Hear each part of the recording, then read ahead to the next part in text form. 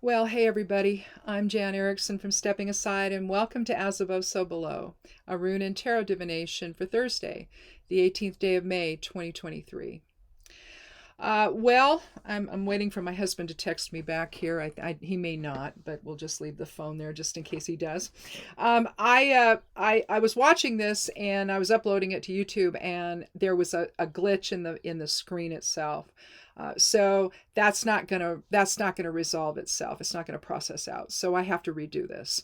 So anyway, I've got everything here all ready to go, and I'm not gonna take new cards or new runes or anything. So we'll just talk about what we have here. Let me move my keyboard out of the way.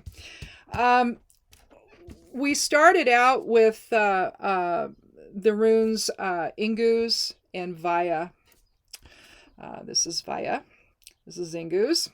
Ingus is from the Elder Futhark, and it's basically talking about the seed, or the sudden release of energy into form. When seeds do that, right? It's almost like there's this concentrated energy, right? And then through with water and maybe light or whatever, depending on the kind of seed you're planting, at some point that energetic reaction goes kabam and everything manifests, or begins to manifest. And but when you're looking at Vaya, you're looking at a couple different things with this rune, the Geomancy rune, the below side of things. Ingus would be the above side of things, or the higher self or higher awareness. But Vaya, on the other hand, on the ego side of things, it could be a faulty path that you're on, or a new path is opening or something. And how is that going to manifest? But on the downside of things, on the ego side of things, is it happening out of an egoic reaction, or is it really happening because you're manifesting from a higher perspective? With the cards, it would suggest some self-deception here, or other deception, deception from another, and then a new path forms, and suddenly you realize, oh boy, I'm not doing the right thing here. And but let's talk about this. We've got the Seven of Cups we begin with, then comes the Moon, and then comes the Wheel of Fortune. So with both the seven and the moon, the Seven of Cups and the moon, there's some deception there, some illusion with the moon, and trying to find some balance that isn't there. Sometimes we make decisions in haste. Sometimes we make decisions without all the facts. And sometimes we make decisions because we're deluding ourselves about one thing or another. We believe a certain thing. The other aspect of Vaya is getting stuck in perceptions. So it's not just a path per se, or the way, or what have you. It's actually the perceptions that maybe govern the choices for that. And if you get stuck in a particular perception, if you get something else that confirms those perceptions, but your perceptions are faulty, then you've got to ask yourself, well, either you just happen to find somebody that thinks the way you do, or that person is trying to get you, is basically playing on what you feel and playing on what you believe, and all of that, in order to get what they want. And because we are seeing so much of that right now, there's so much lying going on. There's so much people in positions of authority. They just lie and lie and lie and lie and lie. And they expect everybody else just to follow them right off the cliff, but they need you to believe them. They need you to follow. They need you to support them, because they have their own agenda. It doesn't have anything to do with you, other than they need the support, right? They need the money coming in, or they need the votes, or whatever, right?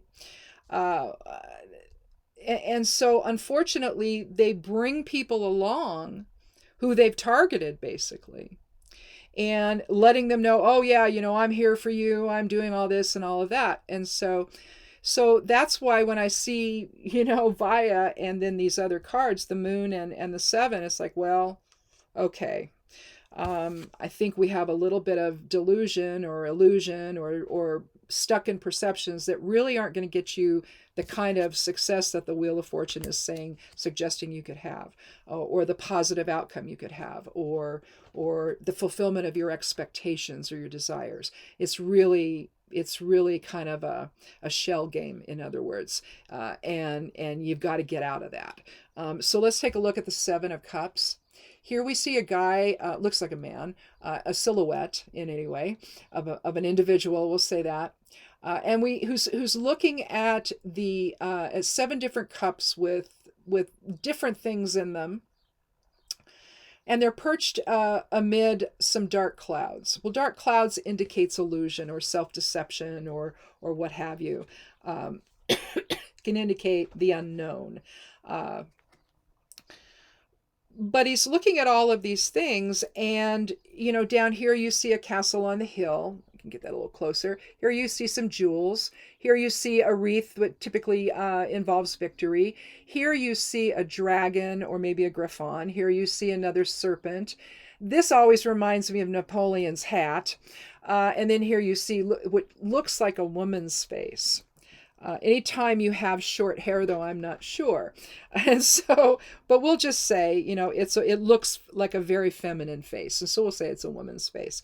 So maybe he's dreaming about a new love or some kind of, being in some kind of authority, or I'm not sure what the snake would mean here necessarily.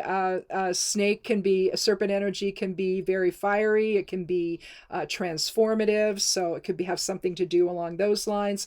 A new expensive home, and some jewels, and maybe victory of some kind. Maybe you win some kind of you get the job, for example, that you want, or you're successful. You have some kind of invention that's successful, or you're wanting to have an agreement that you're the one that actually is the driving force, and so what you want happens, and so there's some kind of victory there. And then the dragon, I'm not quite sure. Again, it could have to do with fire energy and power, but it's unrealistic. I try sometimes to see the Seven of Cups as maybe dreaming new dreams, because you never know.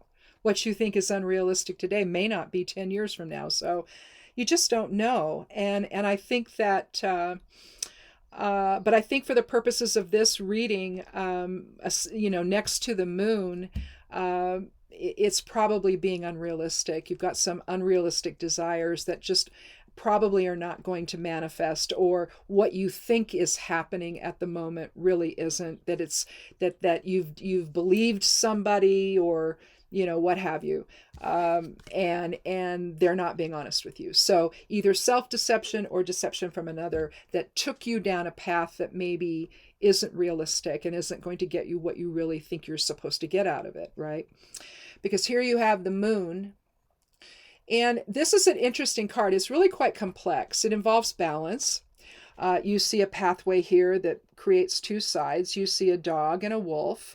The balance between dark and light, and all that means is the feminine and masculine side of self. The wolf is going to be more dominant. It's going to be more of a loner. It's going to be someone who's independent, and here with the and maybe more active presence, whereas this is a passive presence. This would be like air and fire versus earth and water. Earth and water is a more passive type of a receptive type of an influence, and air and fire are more projective. And so here you're seeing the balance between the two. And you also see balance here with the 2 cards. Anytime you see duality on a tarot card, there's balance involved, whether it's 2 trees or 2 rock faces, 2 cliffs, a split of a pathway between 2 mountain peaks. That also indicates balance. But the other thing that you see here is the crayfish. And like the lobster, they shed their skin. And so this generally represents renewal, okay, and transformation. And so if you're looking at the 7 of Cups and you're thinking about maybe you're being unrealistic about one thing or another, you're hanging on to perceptions, via maybe also representing that, where the path you're on is based on your own set of perceptions that maybe aren't realistic. So you're kind of stuck there and it's hard for you to move away from it. But in order to manifest something from a higher perspective, for some new opportunity or some new truth, or actually just truth coming into play, so that you can understand that this is not realistic. When you realize this, and you can shift your perception into something more lofty and more based on higher awareness or understanding the overall picture, however you wish to see that, then you're able to clear out the blockage that is keeping you from really understanding the truth, manifesting a new path, making choices that are actually going to get you where you want to go. But again, if you are believing in an illusion, if you've developed perceptions that, okay, this is how I see this, but you're not correct in that, and you need a course correction, doing that transforms you, and you become like the crayfish here, where you're actually transformed by the whole experience. Ingus alone, and I will just tell you, see if I can find that.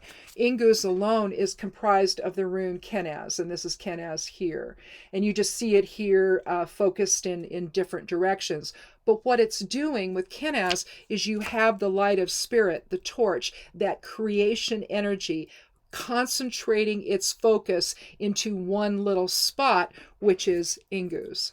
And so in this case, it's the seed. What seed are you planting? Are you planting something that's going to actually yield something? Or have you used seeds that simply are maybe too immature? Like sometimes we'll keep our pumpkin seeds and let them dry out. Well, not all of them are going to come up. And invariably, I'll grab those that aren't, and but now I've kind of learned to be a little more selective in them. I have to choose the plumper ones. And then I can, stick them between two paper towels, put them in a little Ziploc baggie, blow some air into it and let it sit for a couple of days and see if they start to sprout. It's that Ingus moment. Are they going to sprout? Are they going to come into life, come into being? But again, do I have the right seeds? And in this case, I think the seeds are about your perception, or perceptions, plural. And whether or not they're based on real truth, or whether they're based in something that's realistic that you really can make happen, at least in this juncture, or whether or not you're maybe following somebody else's ideas that may be fine for them, and depending on why they're doing it, right? Or you could both be on questionable paths that aren't going to really find the emotional fulfillment for you that you're looking for. And again, with the crayfish coming out of the water, it suggests that they shed their skin. There's transformation. There's rebirth. You can always shift your perception to something a little more realistic. Now, it's probably going to take some soul searching on your part to do that, to understand, okay, why did I think the way I did? How is it not going to work for me? You start to understand that. And it's easier then to say, okay, well, then if that's not going to work, what is, right? And again, letting go of illusion, letting go of deception, finding your balance, seeing things in a more balanced way, understanding the facts instead of simply, say, believing one person who does nothing but lie. We have so much of that going on in our world right now. Sometimes it's difficult to navigate things, especially if you get caught up in one idea or one set of perceptions that really you think sound good, but it's not going to get you anywhere, maybe other than a bunch of grief. We see it with some of the people on trial right now for January 6th. They believed what they believed. They followed, the former president right off the cliff, and now, some of them are in jail, or they're about to go to jail. They're about to be sentenced.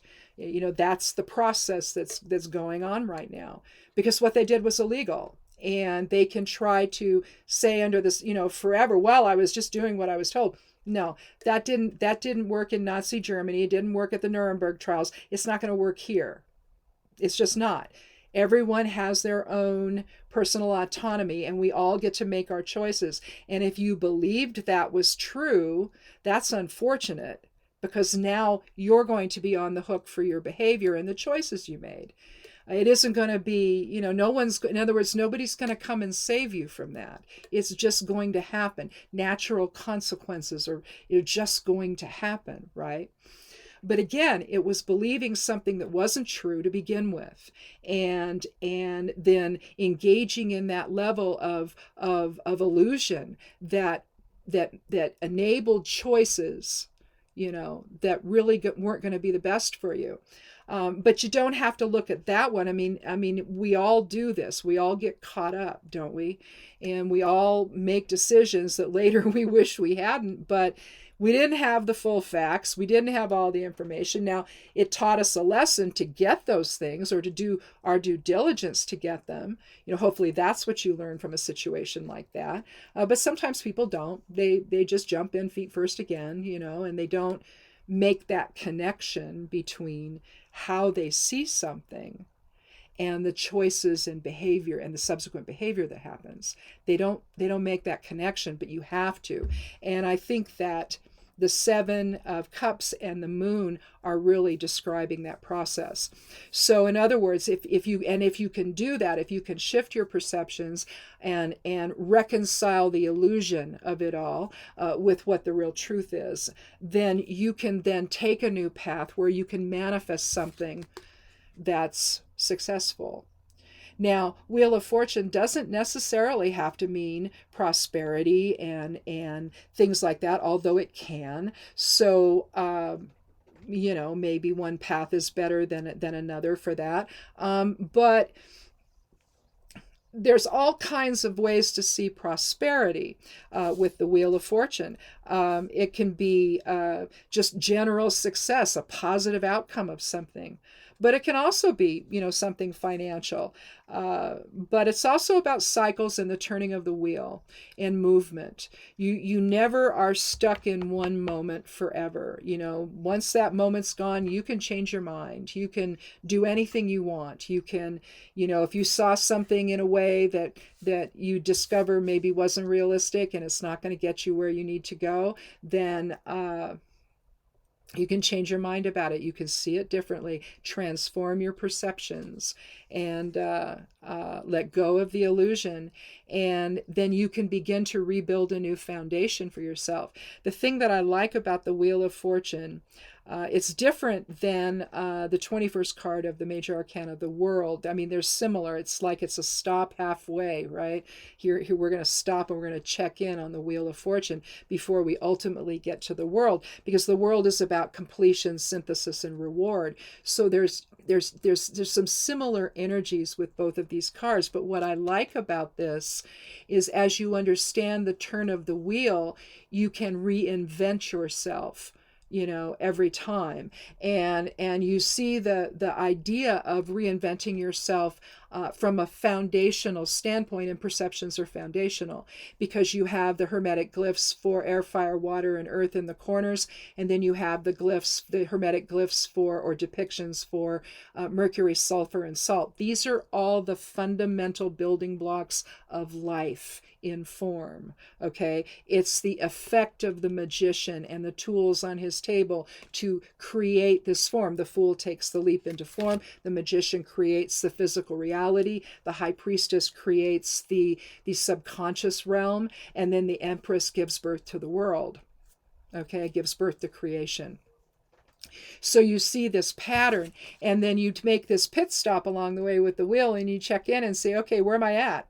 How am I doing? Do I need to restructure things? And I think that in order to be successful, in order for the wheel to turn successfully for me, do I need to restructure things? And I think that both the seven, excuse me, and the moon are suggesting that.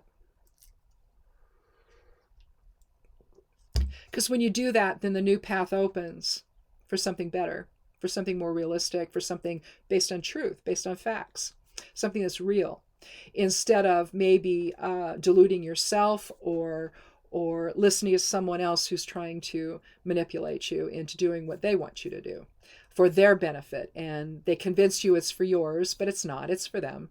And it's the con artists who who wants you to contribute to things that don't exist. And you go in and you think, oh boy, I gotta contribute to that because that's a bad thing, except that bad thing was just created by that person. It's not true, it's not real. And so you contribute and you pay and you give money and all of that, or your time or what have you. You can't get that back, right? They've taken it basically for their own purposes.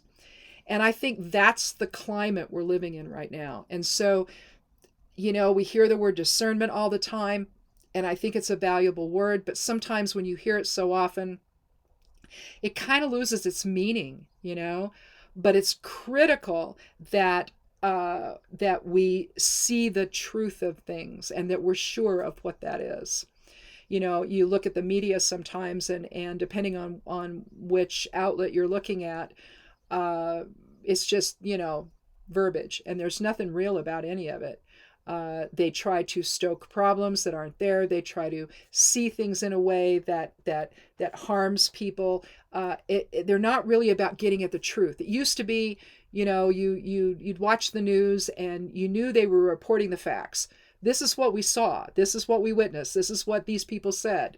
But now it's become opinion this, opinion that. Well, everyone's got an opinion. It doesn't mean you're right, And so I think that, when you're looking at this reading, if something resonates with you, then maybe it's signaling that, you've got some perceptions that maybe might not be spot on, and you need to look at them. And how'd you get there? Where'd you get it? Did you come up with it yourself? Did someone else suggest it to you? And then if it is someone else, what's their motive? And if you're thinking that they're pure as the driven snow, maybe they're not. And you've got to be able to consider that. Now, you may find out that they're telling the truth. That's fine. But if you don't, then see it for what it is. Shift your perceptions. And then see if doors don't open, for something new to manifest. That's really going to be a whole lot more emotionally satisfying and fulfilling than currently what you're experiencing. So anyway, that's it. That's all I said before when I first did this. Hopefully, so far it doesn't look like anything's glitching, but I didn't see it until I watched the video. So I don't know. Right now, everything seems fine. Usually you can see little things happen, and I'm not seeing that. So we'll just go ahead and stop here before anything does. And I'll just wish you a good weekend. And check out the stuff over on the blog. The blog's called Stepping Aside. The web address is, and be sure you put the HTTPS in the front of it, right? And then the www.imsteppingaside.com. It's I am stepping aside, not I am, but I am. The letters I and M, steppingaside.com. And check out the stuff I put up once a week. It comes out on Sunday morning in the midnight hour. And the daily correspondences for Work and Magic will be up the week ahead, which is an interesting astrological and runic and other kinds of esoteric stuff there. For the days, for the week. I do the 7 sacred planets, and so I talk about the sun, then the moon, then Mars, then that corresponds to each day. Mars corresponds to Tuesday, Mercury's Wednesday, Jupiter's Thursday, Venus is Friday, and Saturn is Saturday, with the sun being Sunday and the moon being Monday. So that's the order it's in. So it's a little different take, but I like doing it. And then I'm also doing an Exploring Tarot series where I look at a card a week and just kind of take a look at what it means and all of that. That's fun to do. I may go back to doing a weekly rune divination as well. So look for that as well. But if you forget the web address, you can click on more below the video and it opens up a box, and right at the top is the web address. So for the website. So anyhow, that's it, I guess. We have a ton of smoke outside. I think they're burning in another town over. There was a controlled burn they're doing right now. And you can't breathe. So I may be staying inside today, which isn't good because I don't have time. I got things to do outside. So maybe we'll put masks on and go out there and do we're getting the garden spaces ready, and we're running out of time. So So we have to start planting here soon, and there's things we still have to do. So that's what we're going to be doing for the foreseeable future, until the planting begins around Memorial Day weekend. So anyway, again, have a good weekend, and come back again on Monday for another edition of As Above, So Below. Be good to yourself, be good to one another, and blessed be.